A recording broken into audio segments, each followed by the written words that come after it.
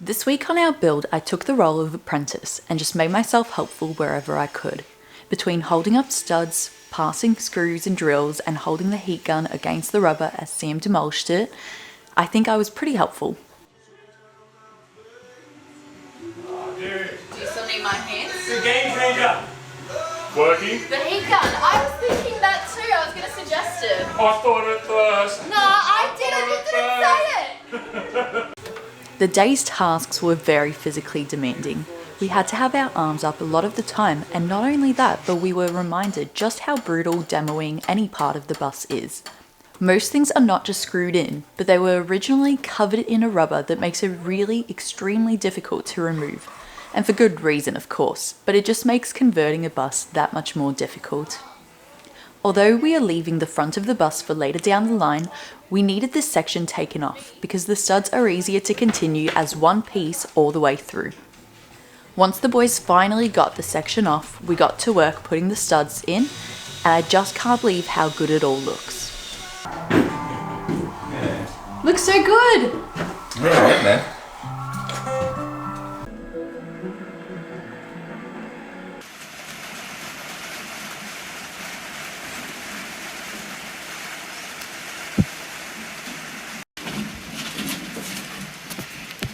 Ah, you're so cute. Come on.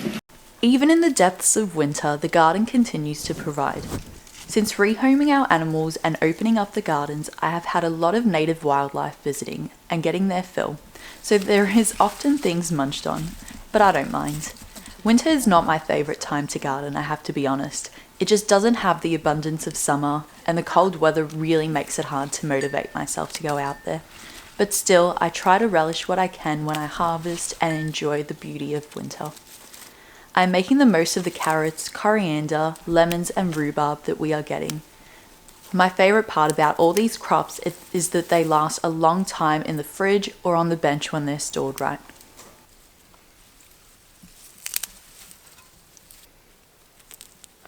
Ah, there's been a wallaby in my garden. Pooped right there. Whoa.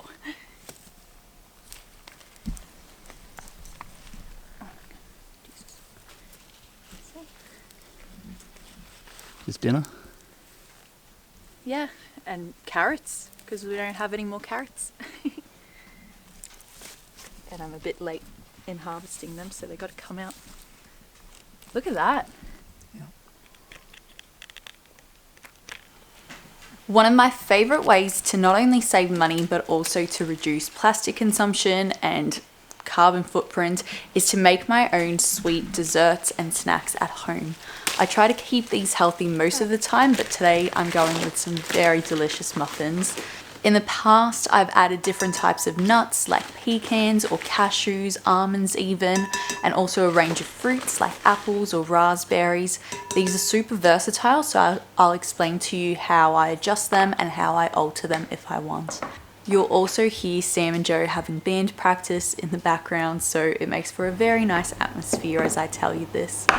The recipe for the muffins is 2.5 cups of self-raising flour. Since I don't have any self-raising flour, I'm using my baker's flour and then adding a bit of baking soda. To the flour, you're going to add 90 grams of butter, cold and chopped, and then mash it in kind of like you would making scones. Next, I add 220 grams of honey. I have pretty much substituted sugar for honey in all my recipes and it's coming out so delicious.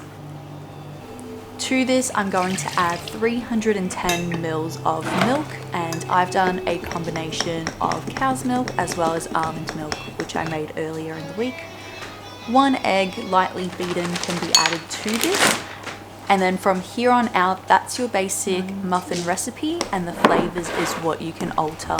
Today I'm adding 150 grams of blueberries. You can substitute this for 150 grams of any type of fruit. And then I'm also adding about 40 grams of desiccated coconut, which is like the chopped up stuff. Again, you can substitute this for 40 grams of any other type of nut. Once I have a muffin tin greased up, I bake this in a 160-degree oven for about 20 minutes or a skewer comes out nice and clean. I overdid these this time, but usually they're pretty forgiving and they're really delicious. I'm so excited. There's gonna be so much progress being done on this bus in the next couple of weeks, especially.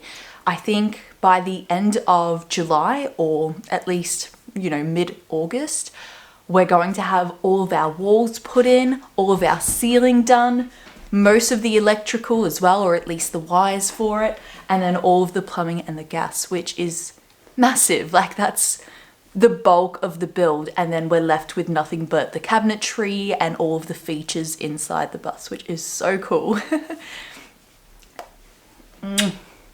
You may notice that this floor still hasn't been stuck down, and the reason for that is we still have our gas and plumbing to bring up from the bottom of the bus into the bus. I think this Monday or next Monday is when our gas fitter is going to come in. That's just a plumber.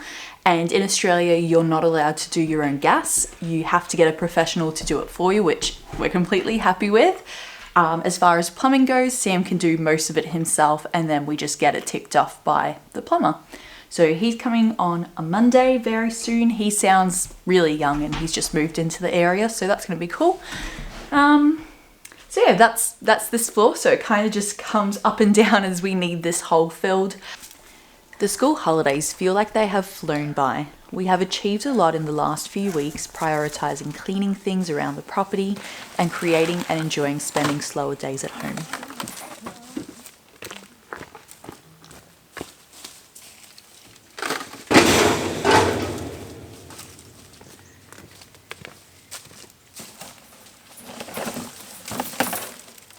This whole space next to the shipping container has been our dump ground for a while. For the last year, any junk that can't go into the bins will go out here for us to take on a really big tip run when we're ready and it's getting pretty full, which now is the time. And it's also perfect because we've realized that the shipping container is actually the same height as our bus.